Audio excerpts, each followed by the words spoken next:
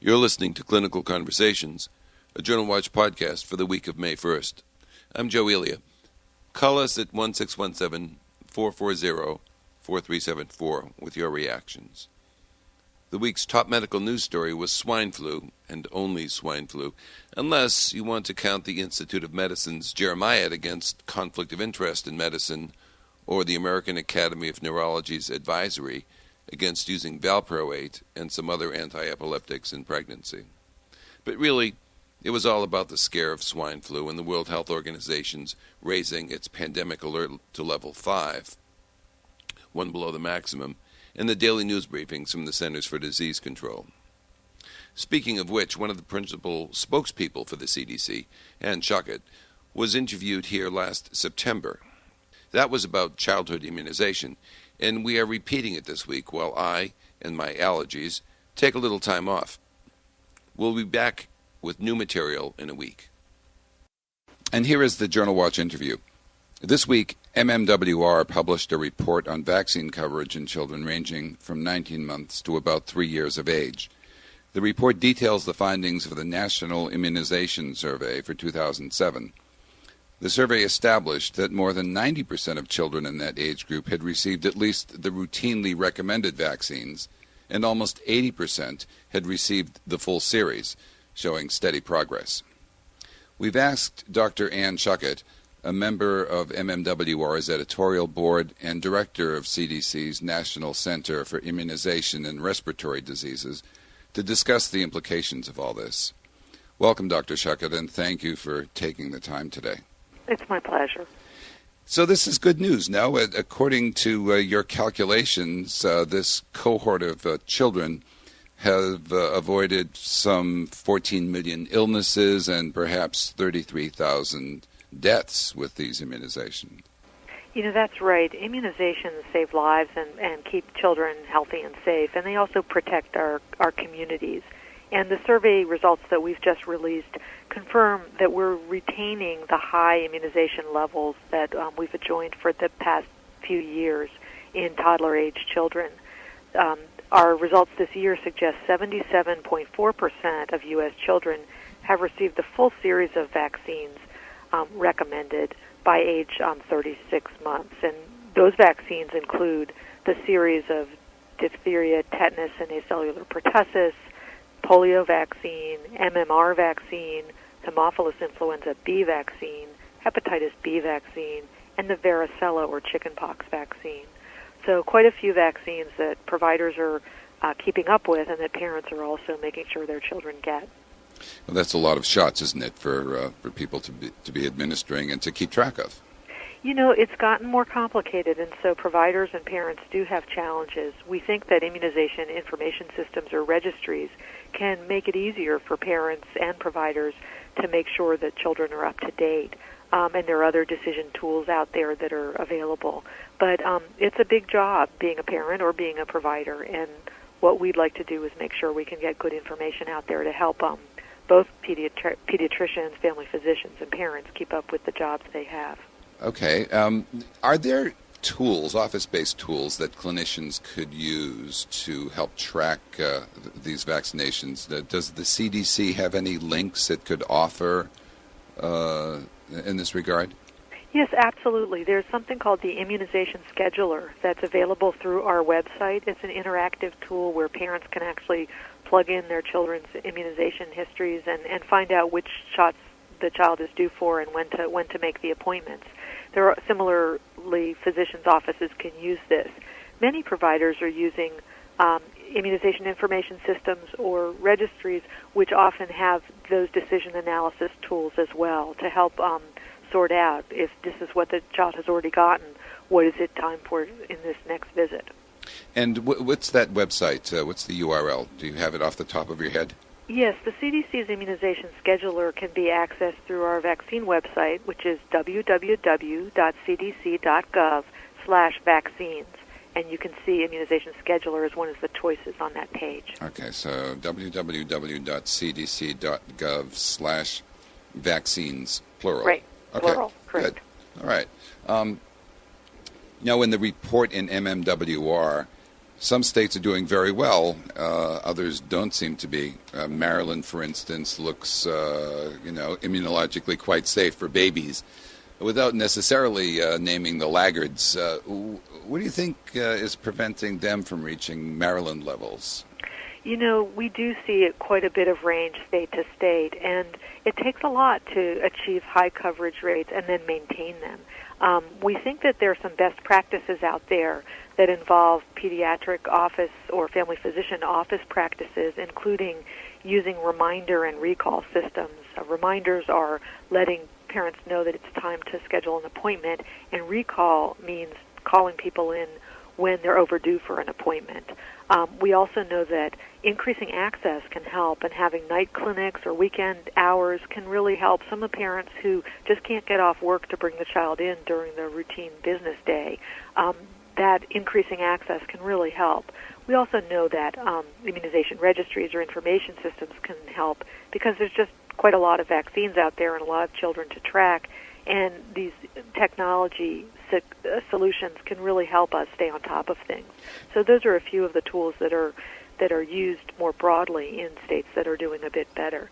The other thing is the financing situation.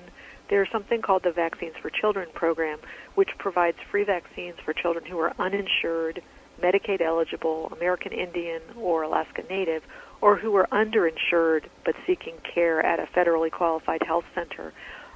And that can really overcome the cost barrier for the poorer children in the country. Some states also are able to identify additional state resources to help make sure that vaccines are accessible. And you mentioned the Alaska Natives and the American Indian rates and programs. Those rates now are pretty comparable, in some cases better than the rest of the country, aren't they? Yeah, we're excited that this year's survey suggests there's been a major improvement in immunization coverage among American Indian and Alaska Native children, with significant increases in chickenpox vaccine and in the fourth dose of pneumococcal conjugate vaccine, as well as in the MMR vaccine. We just saw big jumps in those coverage estimates from this special population. And it'll be important for us to keep looking at trends and make sure that these persist because the numbers are fairly small. But I think that it's very good news. At this point, for several of the vaccines, American Indians and Alaska Native children have the highest rates of vaccination. Do you know what they're doing in Maryland, by the way? Has anyone there done a study to look at some of the things that Maryland's doing to keep their rates up so high, or is it just because they're also close to the NIH?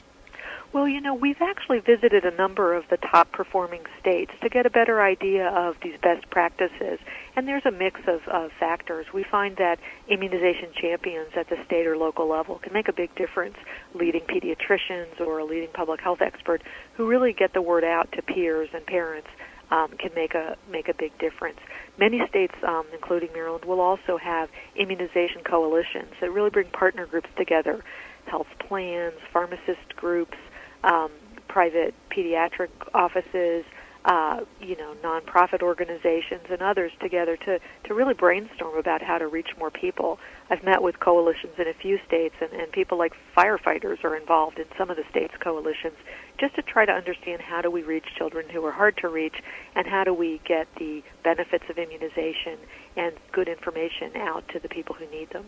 It sounds like what the practicing clinician can do is get his or her hands on that scheduling software from you all and maybe integrate that into their practice to at least give them a better sense of tracking some of these kids. Yes, and I think we really encourage practitioners to be in touch with their health departments and learn more about immunization information systems or registries if they're not already plugged in.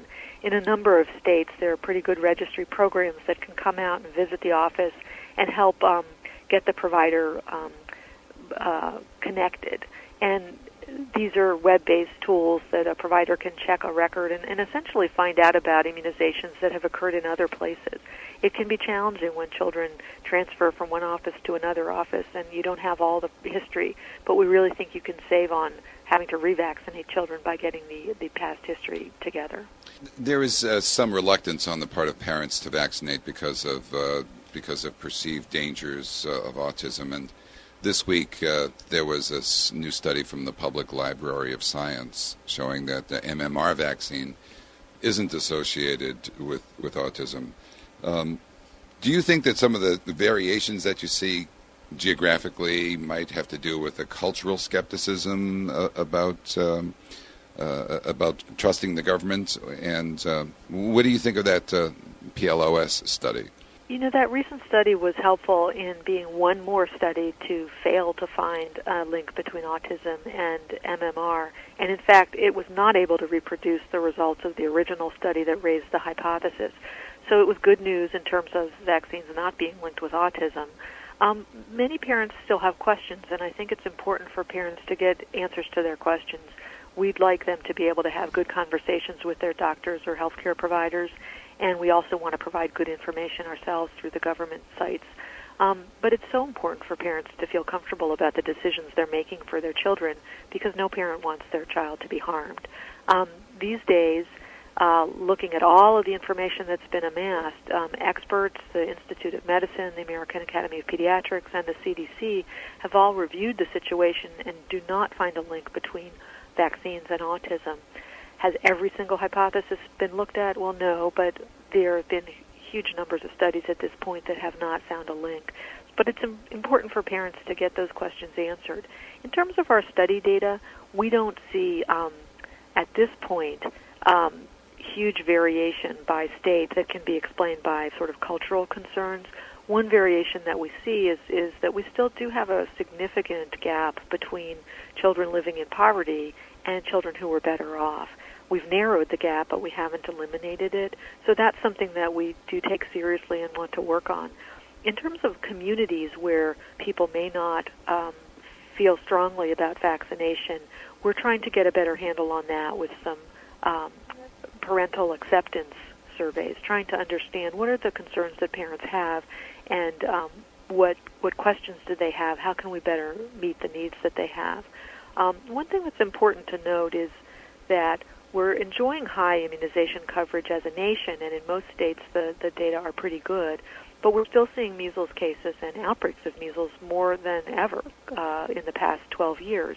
Are there resources available at the CDC for parents who have questions such as, is getting my child vaccinated putting it at risk for autism? You know, parents do have questions, and we want to make sure their questions are answered. The CDC posts information on vaccines, including the benefits and the risks, on our website, www.cdc.gov/vaccines. There's a whole section of information for parents on that site, and we encourage people to read more and learn about these products, as well as to talk to their providers and get their own questions answered. Okay, great. Thank you so much, Dr. Ann Schuchat, for joining us today. My pleasure. We're all ears at 1-617-440-4374. Give us a ring. Clinical Conversations executive producer is Adore Yano. I'm Joe Elia. Join us next week. Enough said.